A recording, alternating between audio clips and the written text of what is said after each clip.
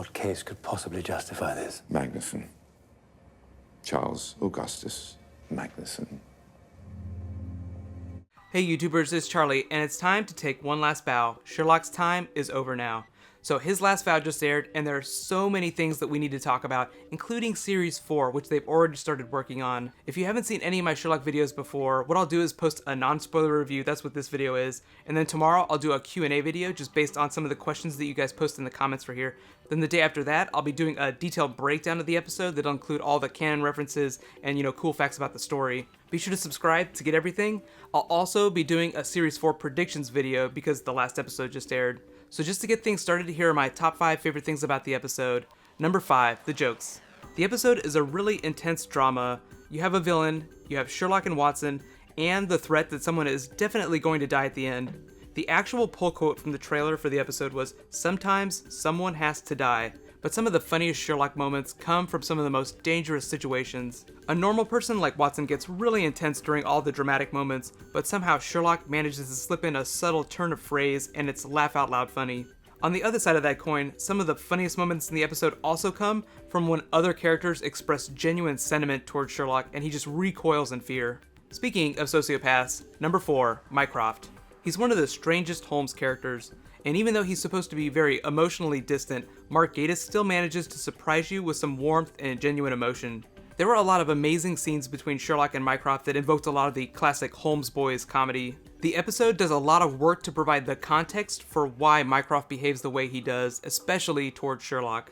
There were even a few scenes that I actually thought Mark Gatiss stole from Benedict Cumberbatch. That's how good he was. Typically people only see Sherlock when he's on screen, so you can forget sometimes that Mark Gatiss is largely responsible for writing the dialogue given to those other characters. So in a way, you could actually argue that Mark Gatiss is the most clever person on set. I'm sure Stephen Moffat would have something to say about that though. Number 3, the canon references. This episode has way more canon than Emcee or Sign of Three. Even if you haven't read any of the novels recently, you get a real sense for the importance of places and events. One of the things I really like about the adapted Sherlock stories is that it gives you a real opportunity to rewatch things multiple times and just find new things each time. Nothing in the series is included in the scripts or in the locations or the sets or the designs without subtle meaning. Everything is connected. Sherlock actually had this really amazing line during Sign of Three where he said, "The universe is rarely so lazy," and it's just a metaphor for the idea that there are no coincidences. You always must be cluing for looks. Number 2, the villain. Lars Mikkelsen is definitely a worthy successor to Andrew Scott's Moriarty. Holmes canon is so vast that there's always more villains to pull off the page, but it's really the actors that are responsible for making them feel like a credible threat to Sherlock. One of the differences that I really like between the Magnuson character and the Moriarty character is the absence of passion. Moriarty was a force of pure emotion. He was like that little kid on the playground that just liked to smash other kids' toys. Magnuson is a self-described businessman, just acquiring and selling assets. So if we're living in the age of information now, he's like the ultimate asshole stockbroker.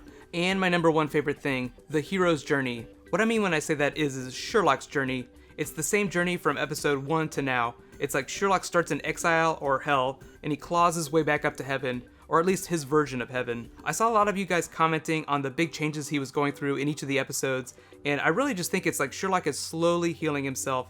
Like he started at the beginning and he was broken. Team Sherlock was broken too, and it takes each episode as well as the entire series to put things back together so that they can go on having more adventures. The ending of the episode in particular gives you this sense that there will always be more Sherlock because we as the fans need him, and because in the context of the story, England will always need him. I guess that kind of does make Sherlock like a Time Lord, just, regenerating himself every time one adventure ends and a new one begins. But now it's your turn to tell me. Let me know in the comments, what was your favorite moment? Was it the plot? Was it the surprise twist ending? Or was it just, the funny moments? Overall, I thought the episode was brilliant, as expected. It added a lot more context for the core relationships between, Sherlock and Mycroft, and between Watson and Mary, as well as, between Watson and Sherlock, of course. I'm always amazed by how good the new actors are each season though. Amanda Abington was awesome, and Lars Mikkelsen was so much fun to watch. I kept having Doctor Who flashbacks based on some of his mannerisms and abilities. I'll talk more about that during my breakdown video, but a lot of the credit goes to Redbeard for writing such good characters.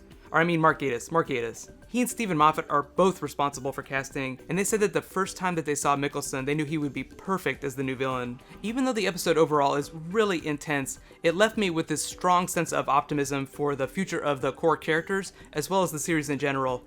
To be fair though, Stephen Moffat has already been talking about Series 5, so it's not like we were ever in any danger of Sherlock going away. Just like last time, I'll be taking 20 of your guys' questions to answer in my Q&A video tomorrow, so if you want me to answer something in that video, just, leave a comment, leave a question. I'll mostly be focusing on questions for this episode, but I might also do a Series 4 Q&A after I post my predictions video. Be sure to subscribe to get that. Remember, that breakdown video will post on Tuesday. Right now, click here to get that Q&A video. I'll add the annotation as soon as I post the video, and click here to get the breakdown.